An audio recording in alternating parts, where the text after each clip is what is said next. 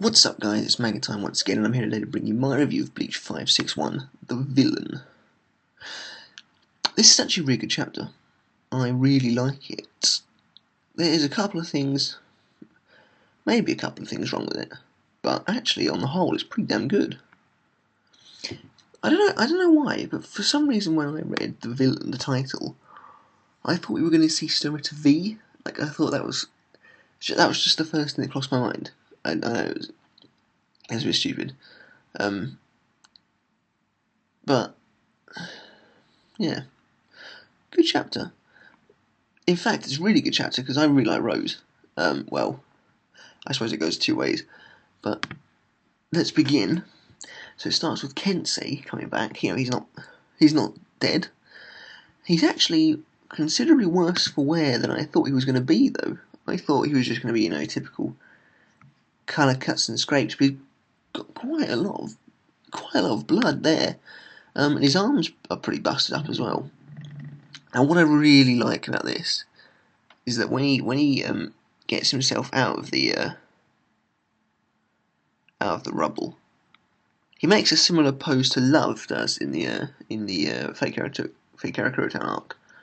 But what I love is that Master Masculine is still there doing his pose. I think that's hilarious. And I think James is on the floor now, so he's obviously been standing there for a while. But Kensei rushes him. Mask vanishes, which is pretty cool because Mask obviously very fast. And he just lands this huge kick in Kensei's stomach, like boots him with his knee. Star Eagle kick. And he then grabs Kensei's head and he smashes it like that, star headbutt. What I like about this is interesting, and some people have also theorised this on some forums, is that Master Masculine's superstar ability doesn't necessarily just relate to his, you know, ability to power up through cheering. It's the fact that all of his attacks are star-based as well. So that's kind of what people are saying, and I actually quite like that. I think that would be better. But anyway, Kensei's not down yet. He's taken a lot of pretty nasty hits, but he's like, you know, don't get so cocky. And his Bankai changes again. It like turns into a gauntlet, and kind of the lines on his fingers become actual kind of like look like metal. So it looks like he's wearing a metal glove, which is a gauntlet, and he tries to punch Master Masculine again. We don't see what happens. Mask blocks it with his arm. He's kind of blocking it like that. And you know, he can tell he's struggling to block it, and there's an explosion. And I think Kensei would have probably got him with this, but James cheers him on again, and so he's able to block it again. And he's like, you know, it won't work on me. And then he basically, I think he like chops Kensei's arm, and then he smacks him down to the ground. So Kensei gets pretty badly wrecked, and it looks like his arm has actually been snapped in two. Like, you know, it's not come off, but it's bent the wrong way, and there's blood around the elbow. It's pretty grim. And this chapter is actually quite grisly in parts. But yeah, so Kensei's in real bad shape, and then he just gets like slammed by Master Masculine. Master Masculine jumps him, and he crushes him. He literally crushes him. I don't really know a lot about wrestling, but you know, it's one of those kind of finishing moves when they like leap off the side of the ring and come crashing down on them. Basically, Kensei is like, you know, he's out now, and I think his arm has come off now. The lower half of his arm has come off.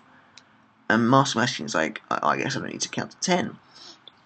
And now we get to my favourite part. James, you hear him scream, and he's been stabbed through the stomach. And you turn around, and Rose just cuts him in half. What? You crazy bastard! Not James. No. Anyway, so James like goes flying. Rose has unleashed Kinshara, his Shikai, the golden Psy Whip, which I love. I think Rose is one of my favourite. I don't think Rose is one of my favourite captains. And it's great to see him doing something. And basically, Master Masculine rages, And he's like, James, how cowardly of you to hurt a simple fan. Now, this is really interesting. Master Masculine does not strike me as an evil guy.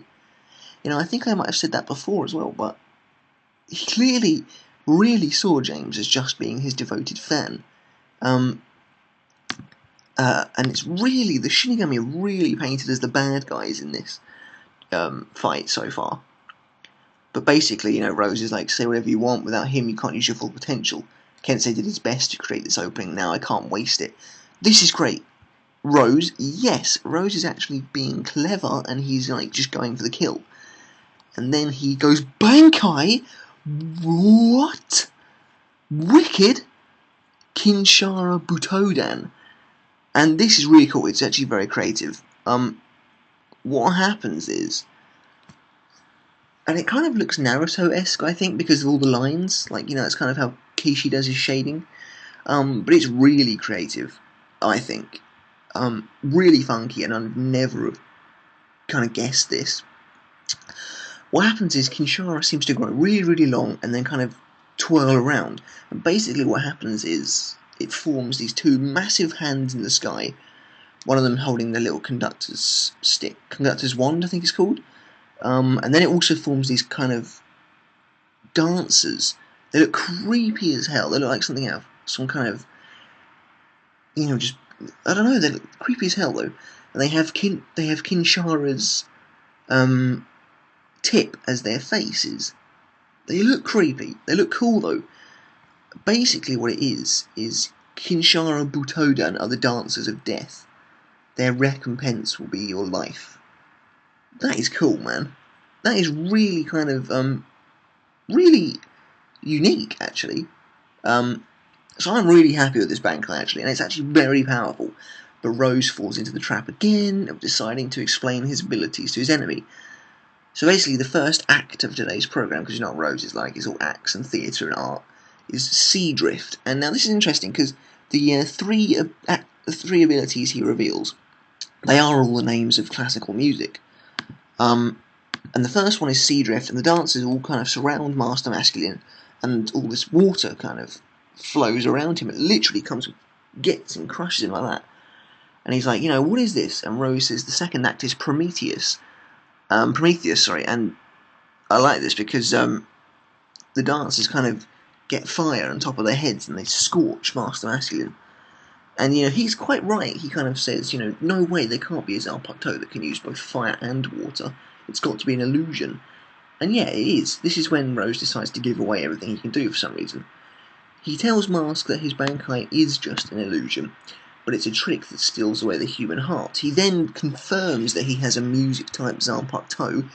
That's awesome, because it's just so unique. But unfortunately, Rose is really underutilised, I think, by Kubo, so he kind of comes off as a bit of a periphery character that has this unique Zanpakuto that you see like once and then it's never used again. But I hope he gets another chance to use his Bankai, because it's very unique and it kind of gets stopped short in a minute. Also, basically, his Zanpakuto has become a conductor wand, so I'm kind of, because you never see the big hands again, so I'm kind of guessing that what he does, the big hands do as well. I don't know, I'd like to see another kind of big picture of it, but like I said, he gets cut short. He then says, you know, the music reverberates inside your ears, and it takes away your heart. If your heart is deceived by a trick, you can get the burn. So basically, if Master Masculine, put it in simpler terms, if Master Masculine hears the music, the illusions become real.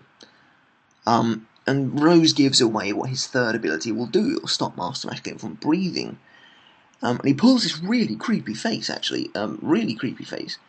And he says, third act, Ein Heldenleben, Life of a Hero, it's called, which is interesting. So he's going to take away Mask's life, but Mask is being called Hero yet again. And Rose is pulling like this kind of evil face, so he looks like a villain. Which Kubo's going with that really interesting dynamic, actually. But this is what I think is the most grisly part of the whole chapter, actually. Master Masculine puts his fingers through his mask and in his ears. And Rose says it's useless to shut your ears, but he pulls his fingers out and there's blood on the ends of them. So, you know, Kensei getting his arm snapped off, James getting cut in half, Rose getting a star-shaped hole blown in, which we'll see later on. I think this is the most this is the only bit of the chapter that actually made me go, ew. Seriously, someone pushing their fingers in so far that they crush their eardrums? That's disgusting.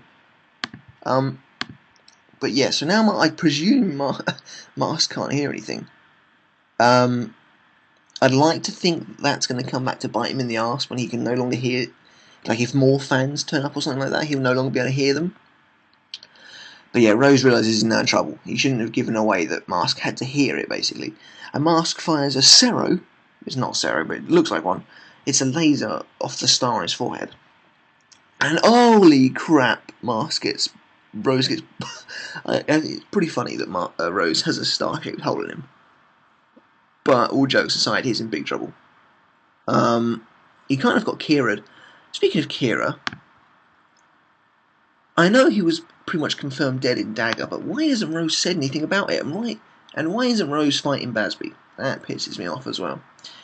I really hope he's not down because of that reason. But anyway, he does go down, and Mask says the beam of a hero will kill all villains. So once again, it's this hero-villain dynamic, which is really interesting, actually. And so Rose goes down, and Mask just kind of stands there laughing. Rose's finger twitches. Mask tries to hit him again with it.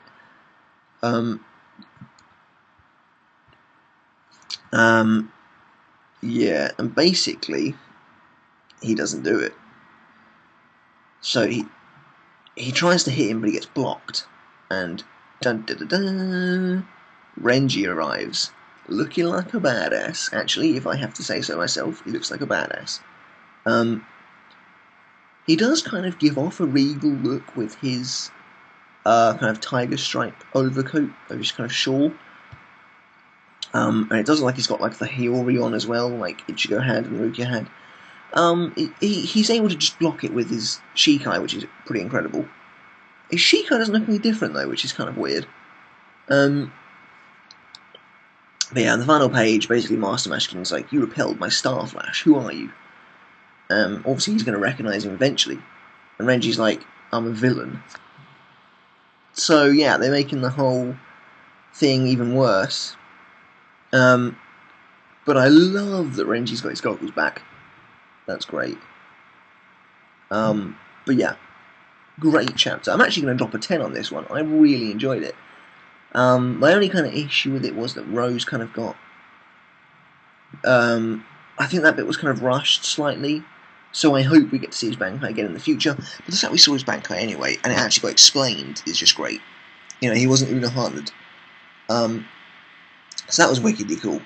It's always a bit of a shame the way Kubo treats the Vizards. Kensei and Rose are both down again, without really doing much at all. But you could say Rose got a kill on James, I guess. But Renji arriving is just great. Renji going into battle before Rukia was pretty obvious, because I'm still fairly certain Rukia's going to have a Bankai. I have to say, this chapter surprised me a little bit, because I was expecting Hisangi Bankai in this chapter. So now I don't really know when he's going to do it. Because we're obviously going to see Renji's new Bankai now, when he uses it to kick Master Masculine's ass. Because I'm telling you that although Master Masculine has done pretty well, he's taken like 5 people out, which is madness. Here, his kind of role ends here, I think.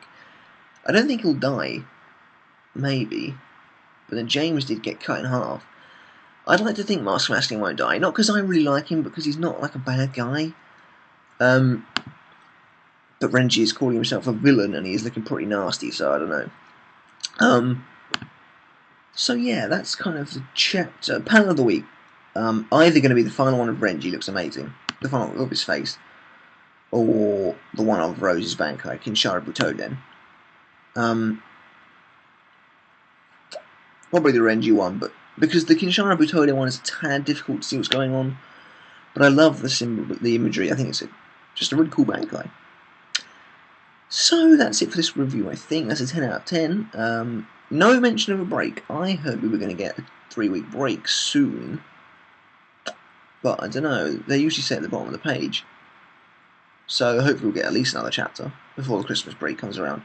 But that's it for this week, guys. Let me know in the comments below what you thought of the chapter. What do you think of Rose's Bankai? I think Renji's going to kick some luchador ass.